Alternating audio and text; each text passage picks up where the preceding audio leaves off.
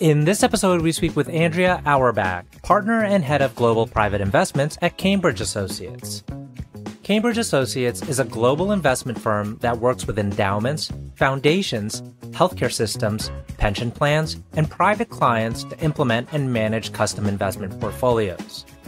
With 50 years of institutional investing experience, the firm delivers a range of portfolio management services, including outsourced CIO, non-discretionary portfolio management, staff extension, and asset class mandates. Andrea leads a 50-person team sourcing and underwriting private equity, growth equity, distressed, and venture capital funds, as well as direct, co-investment, and secondary investment opportunities, resulting in over $10 billion being invested annually across these strategies. She is also a member of the firm's leadership team and leads CA's discretionary private investments practice. I'm your host, RJ Lumba. We hope you enjoy the show. If you like the episode, click to subscribe.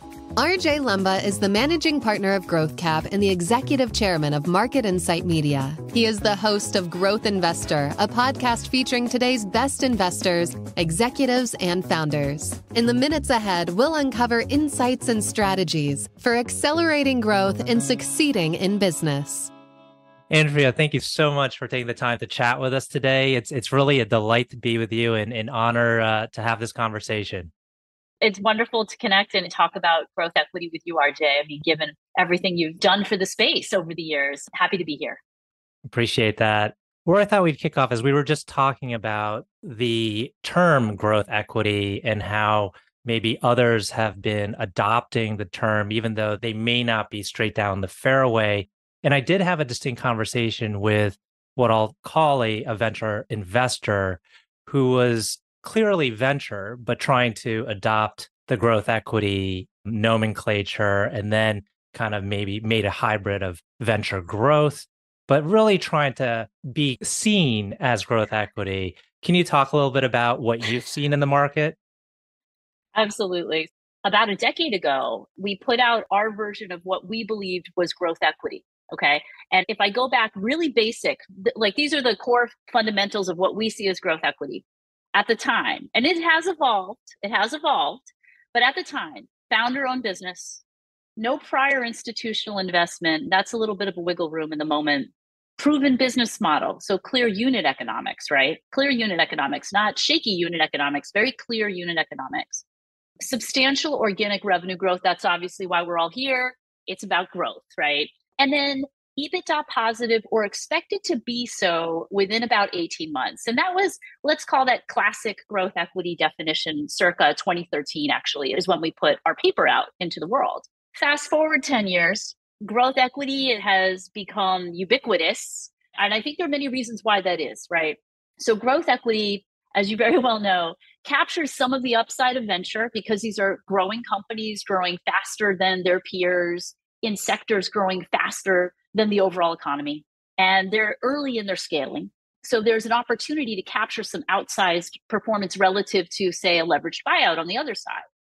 But because these businesses have been primarily bootstrapped, there's not so much venture in the stack, the valuations are more tethered to their actual performance rather than a pre-money valuation, RJ, right? Mm-hmm. And so in the current environment, what we're watching is everything seems to be painted with a growth equity brush, and you have to look closer. You have to kind of do some bushwhacking and get to the truth, the ground truth of what is this company? Does it have an actual proven business model? Is it actually, if you shut off the growth tap, if you shut off the reinvesting, would it really become profitable quickly or will it not? And I would say the other thing that I think is a clear delineator for not growth equity is if there are multiple rounds of VC in the stack beneath you. And I know as you make your way in the industry, you probably see many different flavors of growth equity, but I feel there's really one, and maybe we allow one standard deviation on the other side and we can unpack where I think that boundary is. But maybe, does that resonate with you as well? I think we're 100% aligned with the definition of growth equity. And it reminds me of this, as I was referring to this conversation I had with a venture investor. He took a look at some of the firms we tend to feature, and he says, you really want to look at these. And he was pointing to the venture space that are advertising themselves as growth equity. I was like, no. I guess that is a version of maybe what you're thinking about as growth equity, but that's not the traditional growth equity. Now, what characteristics do you typically look for in a great growth equity firm? Characteristics of a great growth equity firm. There's so many, but as investors at CA, we're constantly scouring the universe looking for great growth equity firms. It's expanded a little bit over the years, but obviously you got to find what you want to invest in. And many growth equity companies, they may not necessarily need your capital, right? And so you have to go find them. And you have to be thoughtful about what you're looking for. Maybe be very strong in a specific sector, subsector, or theme to be able to present your best self as a GP to the company that you would like to make an investment in, right? And so sourcing, I think, is very, very important for any type of manager, but within a growth equity context, you have to go find them. They're hiding in the wild. They're growing rapidly. And your job is to find them at your right inflection point as an investor, right? And then another element is typically we were talking about growth buyouts before. Typically, you are a minority investor. You are partner to this management team. And so you need to demonstrate you have the chops to actually be a partner and be able to win their hearts and minds, to convince them maybe of an approach that you think is better for the business overall to help grow the pie for everyone to be successful. And that also relates, RJ, to what types of value add can you bring to the table in a non-invasive way, like teach them to fish, so to speak, right? Give them the help, assistance, and frameworks that they need to be able to scale their business successfully. And then you as a GP, can you lather, rinse, repeat that across your portfolio? All of that's really hard and time intensive and requires dedicated individuals who really want to do this and want the companies in which they invest to succeed. There are some other elements around that, but I think those are the basics. We've had numerous conversations, candid conversations with GPs and certain partners within firms. And, in some cases, firms don't necessarily take the time to develop strong cultures. And you will sometimes find that there's spin outs. So there'll be two or three partners that will kind of go off and start their own thing without it being a kind of a mutual decision. Or maybe I should better phrase it as having it be a collaborative kind of discussion. I wanted to get your take on culture. And if you look into that and kind of what you might look for, or when you might quickly see this is unique, the way they've kind of set their firm up is really unique. As part of what we do at Cambridge, we underwrite dozens of firms every year. And a large portion of what we underwrite are actually first time funds, RJ. And a lot of first time funds are spinouts. There are folks who decided to just pack up their kit and set out on their own. And culture has a lot to do with that. Lots of things do, right? Lots of things do. So the way I think about it is, this is Andrea's theory. Everyone as an investor has a certain true north. And it might be lower middle market companies between 3 and 5 million of revenue, growing at 50% with a skeleton management team in SaaS. Like that literally could be someone's investor true north. And another one's could be, I like investing in companies that are growing at 15% top line, 300 million in revenue. So heading towards the too big to fail, if we could use that phrase here, with a full set of management, and we're just doing tweaks around the edges, right? So I feel like everyone has a true north as an investor. And when we see spinouts, culture can definitely play a role in that. As firms mature and they grow, they can go past that true north strike zone for a specific investor type. That as firms age, and firms are living, breathing organizations, right, RJ? Like they can easily age 10 years in 2 funds and everything can change. The motivations of the individuals, who's senior, who's doing what. All these folks at these firms are ambitious, right? And if you're like, well, we're not going in the direction I think we should be going in, or I've focused my entire career to date on this space, and now you're telling me I can't do this space anymore because we're too big now, I'm just going to go. Is that okay? And so we often do look at spinouts, and the culture is, it's a hard thing to quantify. I would say we do a number of different things at CA about this. Quick ways to get at culture as a fund investor, talking about ownership, economics, and decision rights. That's the leading indicator of how you're really set up. Whatever you're going to tell me is great. And we're going to have lots of conversations as we're thinking about, making an investment in you. But then we're going to be like, okay, we're going to need some specifics here and then see if they match up, right? Mhm. And other ways we sort of test on culture. And by the way, we meet with managers many, many times. We've often known them before they've spun out. And then we're meeting with them over a period of time to really see how consistent and gelled the team is going to be. And that team gelling is that intangible, right? Are they able to finish each other's sentences? Do they know each other's deals? Do they have that energy that you're going to need to lift your new firm off the ground? We've backed some growth equity firms that have taken a while to get their first fund raised. And that's tough. Like, you've got to stick together for maybe even 2 years before you really know you have something. Mm-hmm. That's a crucible, RJ. That is a crucible that you've got a gauntlet to get through. And that can forge a team and a culture, or it can, unfortunately, it could fracture, right? And so these are all the things that we do as fund investors. Is we're constantly testing and monitoring out in the wild. It's like out in the wild, we're looking at these folks, if that's helpful. Mm-hmm. And as an external observer and someone who talks to growth equity and private equity firms, what I've seen several times is when the firm founder gets a little bit older, maybe into mid 60s, 70s, and seems to be just still holding on tightly and not allowing the others who've been there for a while to really rise up and maybe take the helm or take more ownership. And invariably, it results in fracturing kind of the firm leadership.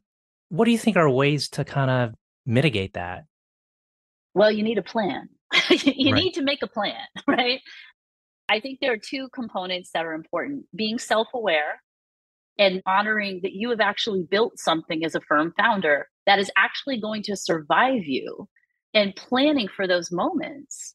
There are some firms that do an incredibly good job of that. It's well known, it's communicated actively, it's forecasted, the LPs are kept up to date.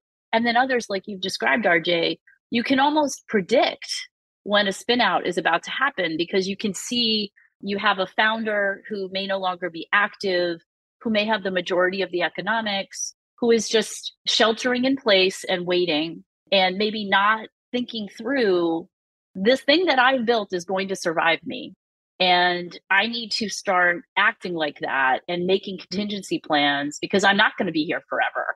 I remember, there's that phrase like Americans will work to be the richest people in the cemetery, right? And so there's a little bit of that, go get it. It's never stop stopping or whatever. And I think about that a lot in the field that we're in because you do see that out there.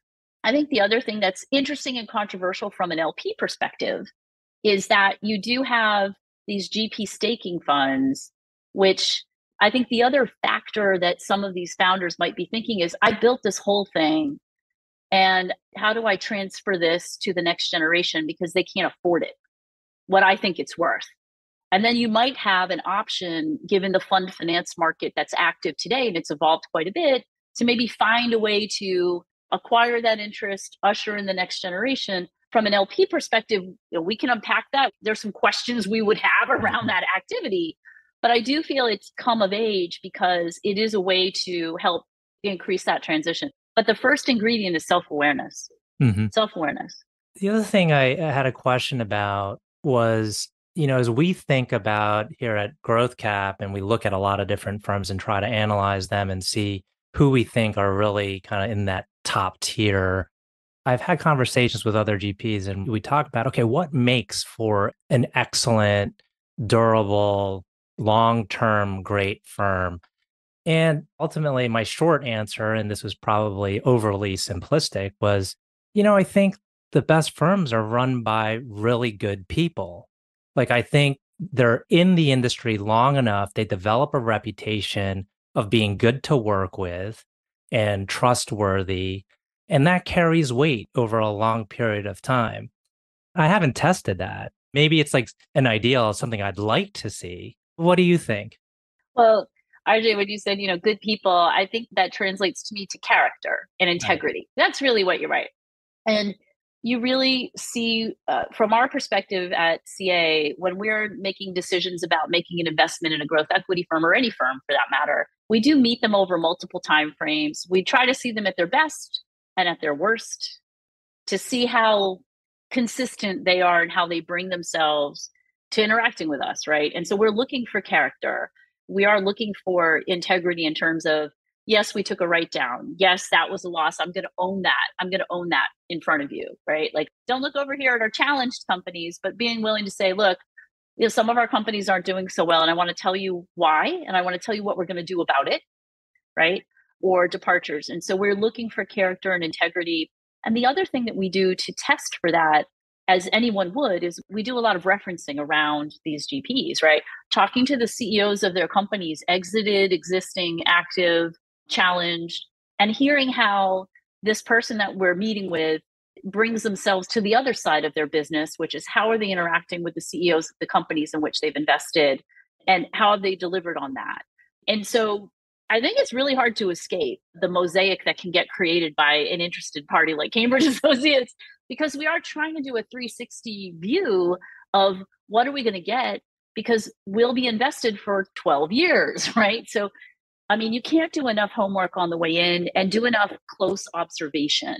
And so I would like to believe that folks who bring themselves to the growth investment space with integrity and are good people in all the walks that they have to walk as an investor will pay dividends in terms of winning that deal over others, in terms of gaining the trust of a management team that actually owns the majority of the company, to get them to maybe try it your way based on all the pattern recognition and experience you bring as a GP to the growth space, right? So I believe in the expected outcomes of being a good person. I believe in that. And we try to quantify it, but it's hard. As you're asking that question, I'm like, that's a hard question to answer, RJ. Right.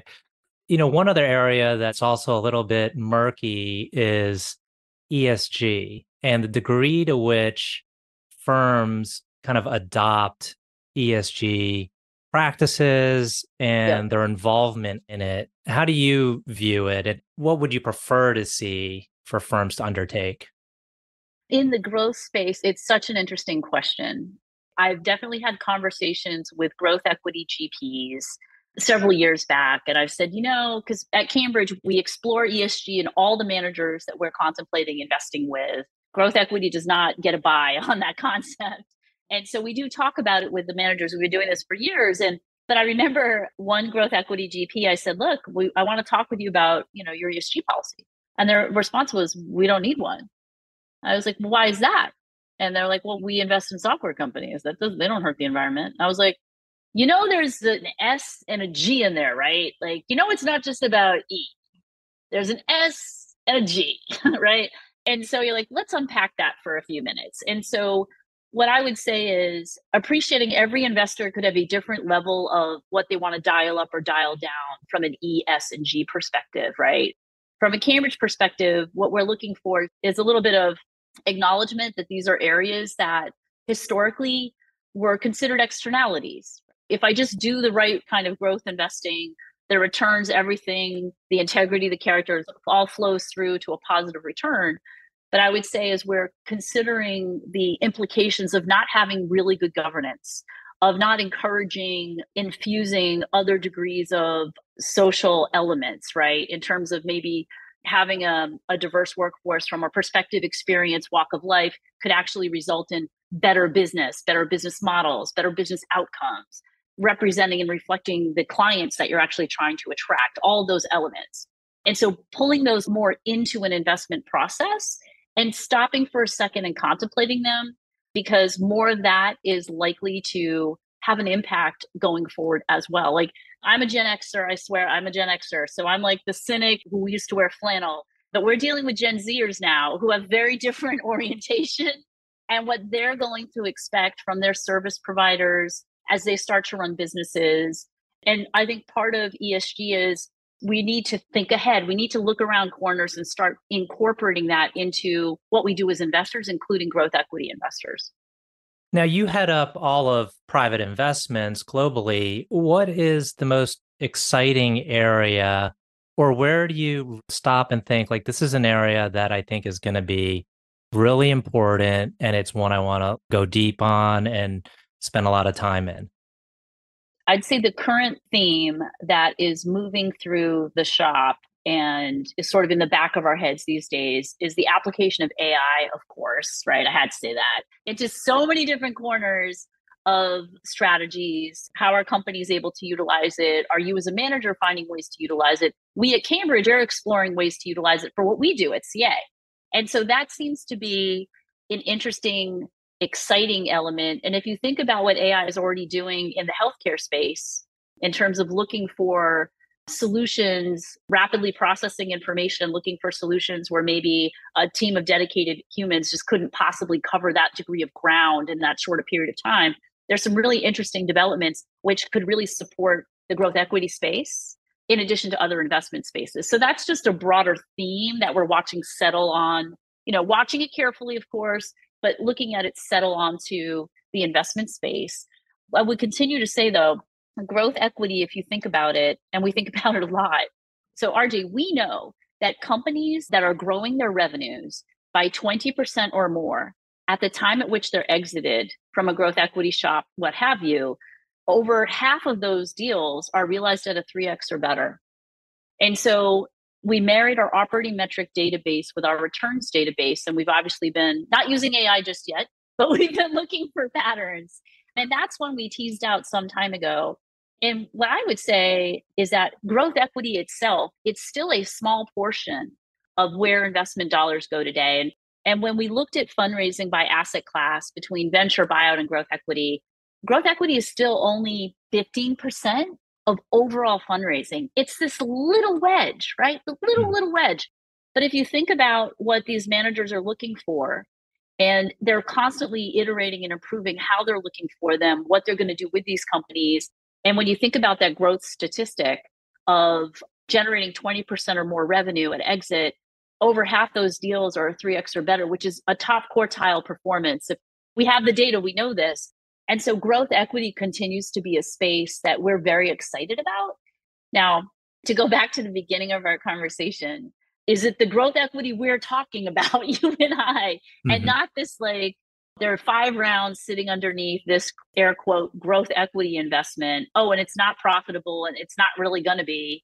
That's not a growth equity investment. That's a venture investment. And so as investors, you need to be very clear on what you're investing in. And that's part of what we do at CA is make sure we're all clear on this is an actual growth equity strategy versus something masquerading as a growth equity strategy. Now, talking about the other side of the equation, where the capital comes from, one of the spaces that's been really interesting to watch is the family office space and how that has been evolving and growing. Have you been kind of seeing that be really kind of like a ripe area to introduce more growth investing into? Yes. In fact, at Cambridge, we work with and invest on behalf of both endowments and foundations, as many people think of us. We also work with pension sovereign wealth funds and families. Actually, families, institutionally sized families, are a big part of who we work with at Cambridge Associates. What we've seen, because growth equity has, as we mentioned, a little more of the upside than buyouts and less loss than venture capital. So it's clearly a way to gain access to the innovation economy, but at a slightly different stage and really earn that return. So we have seen family offices move in and expand an allocation, a dedicated allocation to growth equity. What I've observed is all families are different. And it may depend on how they have set up their office or maybe the source of their wealth. Is it an industrial company? Is it a venture company? And that may inform their level of comfort in investing in growth equity per se. The other thing that's been happening quite a bit is, co-investment is a fairly significant part of the investment industry today. And we have a co-investment practice and we have clients evaluating co-investment as well. And growth equity is interesting because it can be break even profitable. And so again, as a family office or as a co-investor, being comfortable that the manager and the company can achieve its targets, come into profitability, and keep going on a path to a productive exit, from an underwriting perspective, that's a little harder than evaluating a buyout, right?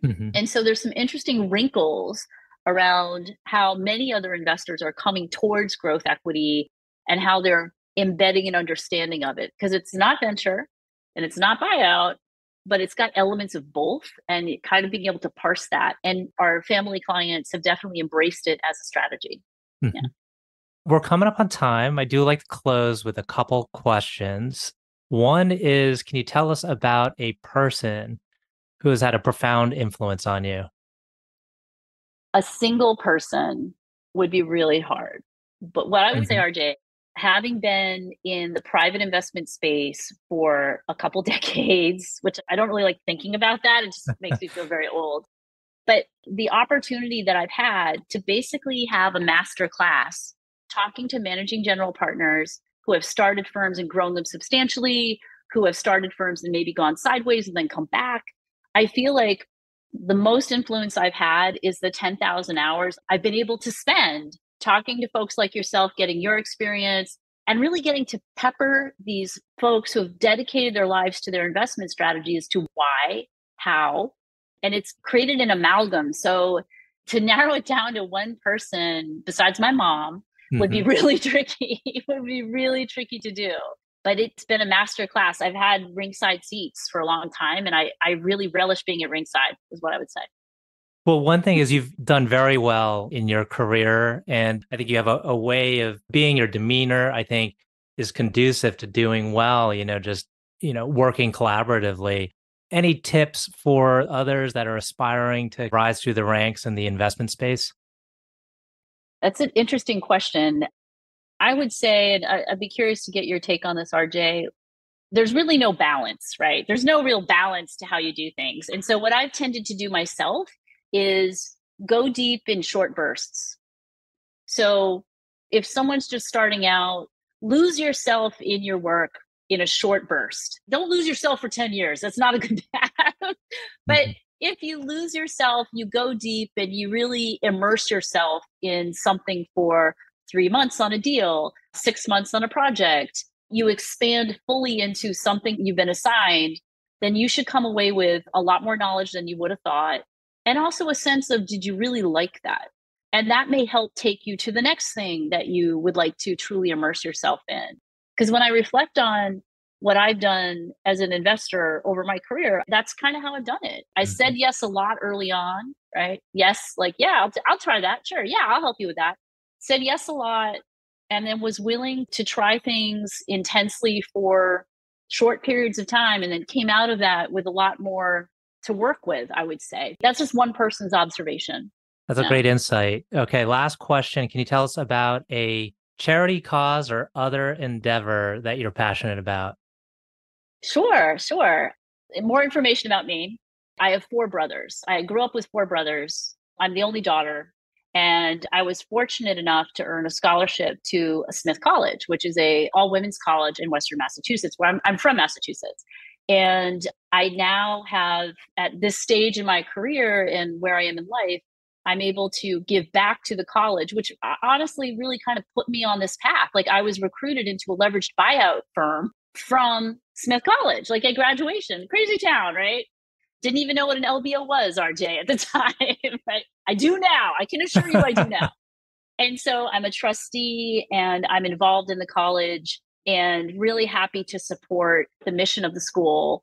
And I'm back frequently. I'm actually teaching a class there next month on private equity and venture capital and growth equity. So that's one way I'm trying to give back to a community that embraced me a long time ago and really put me on the path that I've been able to be on. So that's one.